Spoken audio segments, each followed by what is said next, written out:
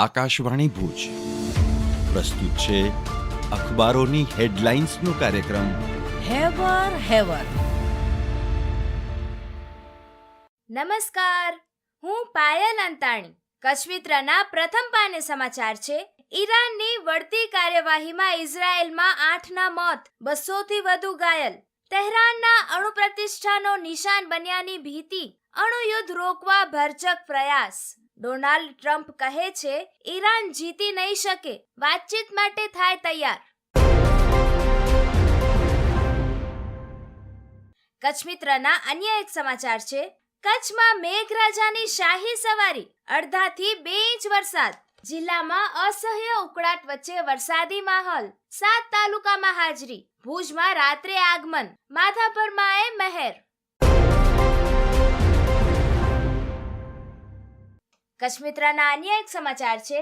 કાઠાળ પટ્ટીને ભીંજવતી શુકનવંતી મેઘ સવારી. 7 તાલુકામાં અડધોથી 2 ઇંચ વરસાદ. ગઢશીશા વિસ્તારમાં 2 ઇંચ વરસાદથી નદી નાળા વહ્યા. અબડાસા તાલુકામાં અડધોથી 2, અંજાર તાલુકામાં ઝાપટાથી 2 ઇંચ. સાયક્લોનિક સર્ક્યુલેશનની અસરથી હજુ 5 દિવસ હળવા મધ્યમ વરસાદની આગાહી.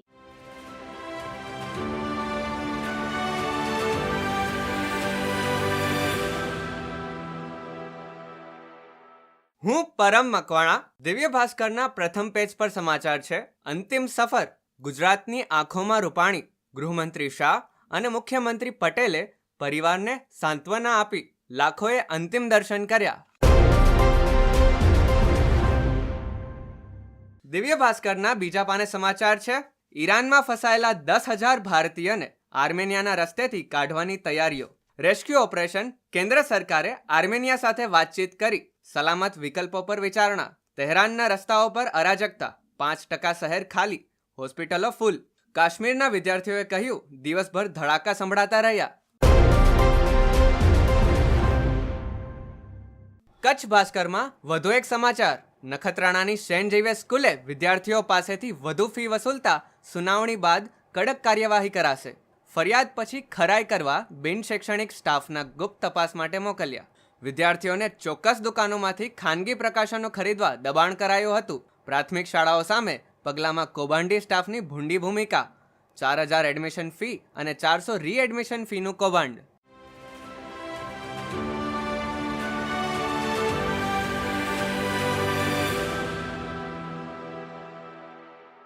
હું મનોજ સોની. સંદેશની આજની હેડલાઇન છે કે આ વખતે વસ્તી ગણતરી જાતિ આધારિત સંપૂર્ણ ડિજિટલાઇઝ્ડ એપ તૈયાર કરાશે. વસ્તી ગણતરી માટે ₹13,000 કરોડના ખર્ચની સંભાવના. દેશના 4 રાજ્યોમાં 6 મહિના પહેલા વસ્તી પ્રોસેસ શરૂ કરાશે. જુદા જુદા તબક્કે કુલ 35 લાખ કર્મચારીઓ કાર્ય કરશે. વસ્તી ગણતરીમાં 30 સવાલ પૂછવામાં આવશે.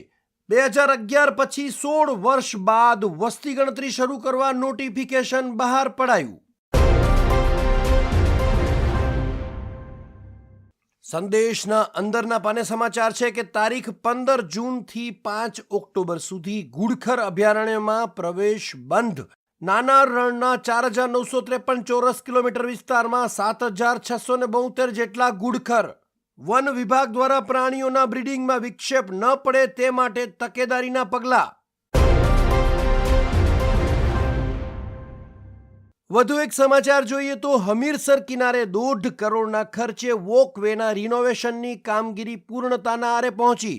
નગરપાલિકા દ્વારા આગામી 21 જૂને સુવિધાસભર વોકવેનું વિધિવત લોકાર્પણ કરાશે. લોકોના સૂચનો અનુસાર ફેરફારો અને વિલંબ વચ્ચે આખરે લોકાર્પણની તૈયારીઓ શરૂ.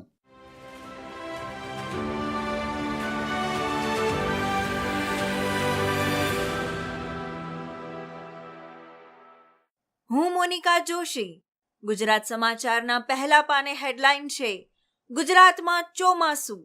મેમાં કમોસમી વરસાદ બાદ અસહ્ય ગરમીથી રાહત આપતી મેઘ મહેર.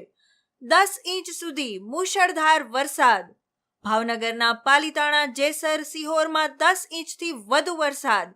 60 તાલુકામાં 1 ઇંચથી વધુ. મંગળવારે સુરત, વલસાડ, અમરેલી, ભાવનગરમાં રેડ એલર્ટ. ગુજરાત સમાચારના બીજા પાને સમાચાર છે, કચ્છને સ્ટાર્ટઅપ હબ બનાવવાના સંકલ્પ સાથે ગાંધીધામમાં કોન્ફરન્સ. ઉદ્યોગ, કૃષિ, લોજિસ્ટિક્સ, ટ્રાન્સપોર્ટ અને ટેકનોલોજી ક્ષેત્રે યુવાનો માટે નવી દિશા ઊભી કરવાની નેમ કોન્ફરન્સમાં વ્યક્ત કરાઈ. ગુજરાત સમાચારના છેલ્લા પાને સમાચાર છે, દુધઈ ગ્રામ પંચાયતે વેરો એકાએક 2 ગણો વધાર્યો, ગ્રામજનોમાં રોષ. ગ્રામસભામાં જાણ કર્યા વગર જ વેરો 325 થી વધારીને 775 કરી દેવાયાનો આક્ષેપ કરાયો. અખબારોની હેડલાઇન્સનો કાર્યક્રમ હેવર હેવર